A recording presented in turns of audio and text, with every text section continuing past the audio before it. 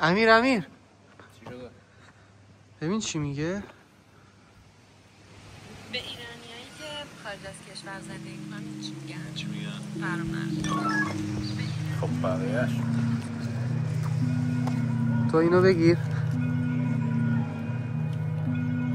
داستان زندگی راز بقا، مسیرت نمیگذره از این ورا. امیر کینگ نبوده با تعریفا، وایکینگ بوده همه جا تنها. اینجا سفید برفی خوابه با یه بوسه، بدی ندی بوی خون پیش کوسه. کاراتو میخونن 1 2 3 درسته، آهو به بچه شیر نمیده. حیات وحش خلاصه، با کدوم باخ میگی از پیروزی؟ روکش خوبه از کجا میسوزی؟ بس کینه توزی رسید به تو دوزی. تعریف کن خاطرات دیروزیم، تو یادم همه گرده همین. قلبم کوچیکه پهن زمین، منبت نوبرانه دستچین.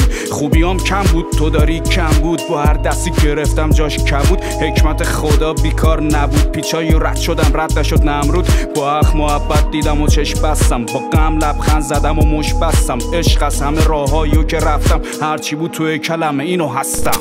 فراتر قوی بمون فراتر قد بدون هیچ و پوچ نمونه پیشمون. فرامرز برو آخر زمون، فراتر قوی بمون فراتر قد بدون کس و ناکس نمیاد پشتمون. فرامرز برو آخر زمون. بابا گفت قطعه داره نرو از خونه، گفتم چی اومد سرم حتما خوبه. تو صورت مسئله با کله میرم، شاهم با ملکه زن خوابیدم. ببین رفته صدشو بذاره، آروم رو بالای سرشو بذاره. شاگردی کرده الان استاده، یه گوشه رو جفت باش وایساده. فلج دست کمک آدما، قشنگ صورت کثیف همونا. چرب تیز نوک شاخکا، چه خبر را ول شد نخ باد بادک. پر زخم رو تن باد کنک، دل قایق سوراخه میجوشه آب کنک. پر حرفی اما تو خالی، پر سخفی ولی پوشالی. نه عقبه نه جلو داری، از کجا به اینجا رسید نشخاری؟